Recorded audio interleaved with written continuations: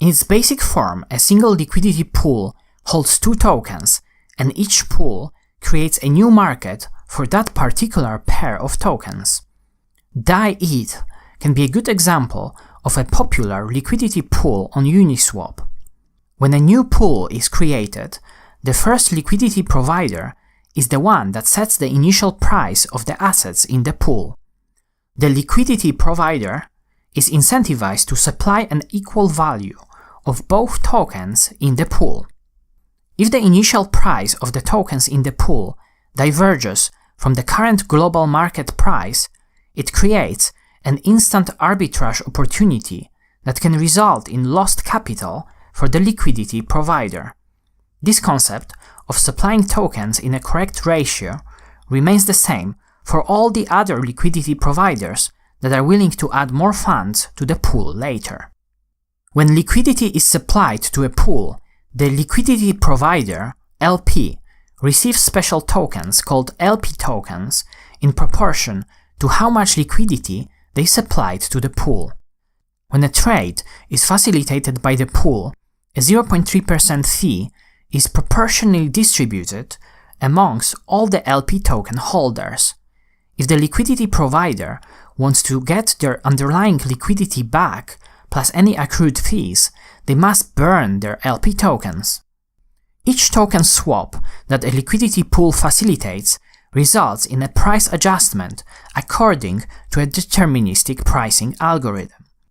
This mechanism is also called an automated market maker, AMM, and liquidity pools across different protocols may use a slightly different algorithm.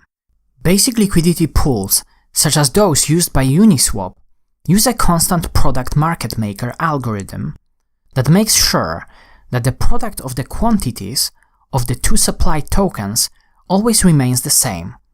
On top of that, because of the algorithm, a pool can always provide liquidity no matter how large a trade is. The main reason for this is that the algorithm asymptotically increases the price of the token as the desired quantity increases. The math behind the constant product market maker is pretty interesting, but to make sure this video is not too long, I'll save it for another time. The main takeaway here is that the ratio of the tokens in the pool dictates the price. So if someone, let's say, buys ETH from a DAI-ETH pool, they reduce the supply of ETH and add the supply of DAI, which results in an increase in the price of ETH and a decrease in the price of DAI. How much the price moves depends on the size of the trade in proportion to the size of the pool.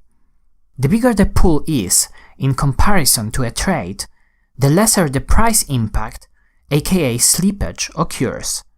So large pools can accommodate bigger trades without moving the price too much.